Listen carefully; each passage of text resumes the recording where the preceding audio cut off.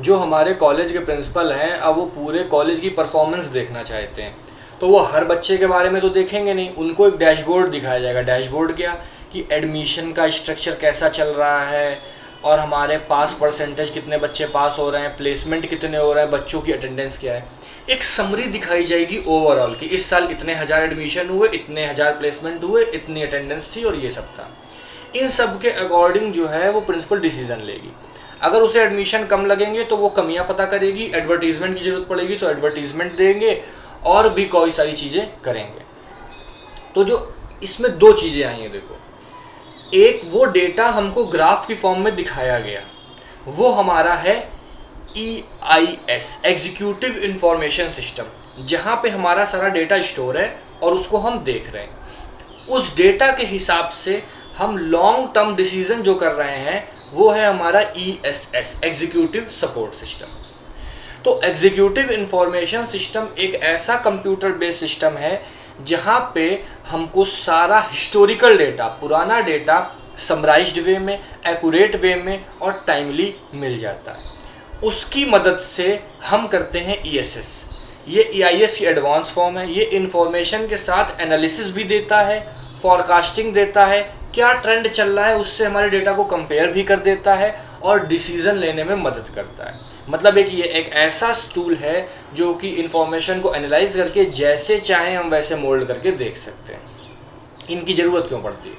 Top managers को बहुत ज़्यादा क्विक समरीज की ज़रूरत होती है डिटेल रिपोर्ट के बदले, क्योंकि उन्हें टॉप डिसीजंस लेने होते हैं। स्ट्रेटजी कॉम्प्लेक्स हो सकती है, इन्फॉर्मेशन चाहिए कई डिपार्टमेंट की, इससे प्लानिंग और फॉरकास्टिंग बढ़ती है और सपोर्ट करता है इन्फॉर्म डिसीजंस को भी। ठीक है, अगर मेरे पास एक एग्जांपल हो तो मैं तुमको पहले दिखा देता हूँ। जैसे मान लो अगर बिजनेस परफॉर्मेंस देख रहे हैं तो CEO ने सबसे पहले सेल्स का डेटा उठाया, कितनी चीज़ें बिक रही हैं हमारे बिजनेस की। उसके बाद फिनेंस का डेटा उठाया कि हमारा प्रॉफिट लॉस, डेबिट क्रेडिट क्या चल रहा है। HR का डेटा उठाया, कितने एम्प्लॉय हैं, वो क्या कर रहे हैं, किसकी सैलरी में से जा रही है। फिर इन डेटा को कंबाइंस कर दिया और एक डैशबोर्ड बनाया। सेल्स के हिसाब से फाइनेंस क्या कहता है और कितने लोग किस काम में लगे होकर कितना प्रॉफिट जनरेशन हमारा कर पा रहे हैं, कितने एक्सपेंसेस ले पा रहे हैं, इसके हिसाब से डिसीजन जो है वो CEO लेता है। तो ये हो गया हमारा एग्जांपल EIS और ESS का मिला करके, और पहला वाला भी हमारा हो गया। तो EIS की वर्किंग क्या होती है? बिजनेस का डेटा लो, कलेक्ट करो, समराइज करो, चार्ट बनाओ, डैशबोर्ड बनाओ, रिमोट बनाओ, पाई चार्ट बनाओ, बार ग्राफ बनाओ, एग्जीक्यूट करो, एनालिसिस, डिसीजन मेकिंग करो। ये इसका आर्किटेक्चर है। एग्जीक्यूटिव्स हैं, उनके पास होता है database, analytical model, external information. Database historical data store रखेगा, एनालिटिकल मॉडल कैसे उस डेटा को दिखाया जाए, एक्सटर्नल इन्फॉर्मेशन इस समय ट्रेंड में क्या चल रहा है, इसको मिलकर बनाते हैं एग्जीक्यूटिव इन्फॉर्मेशन। ये मॉनिटर करता है business performance, executive report and trends, planning, forecasting etcetera. ये इसके कैरेक्टरिस्टिक्स हैं।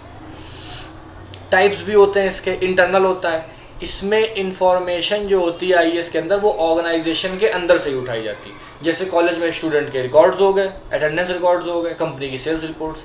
फिर होती है एक्सटर्नल इन्फॉर्मेशन, ये इन्फॉर्मेशन बाहर से आती है, जैसे गवर्नमेंट की एजुकेशन पॉलिसीज हो गई, मार्केट ट्रेंड क्या है, कॉम्पिटिटर क्या कर रहा है, ये देखना है। तो आई होप सो आपको वीडियो पसंद आया होगा। EIS और ESS क्या करता है ये आप समझ गए होंगे। बाकी प्लेलिस्ट का लिंक डिस्क्रिप्शन में है, नहीं तो टॉपिक डालना, अनबीटन लर्निंग लगाना, अगर मैंने वीडियो बनाया होगा तो मिल जाएगा। तो फिर मिलते हैं अगले वीडियो में, तब तक के लिए thank you, have a nice day.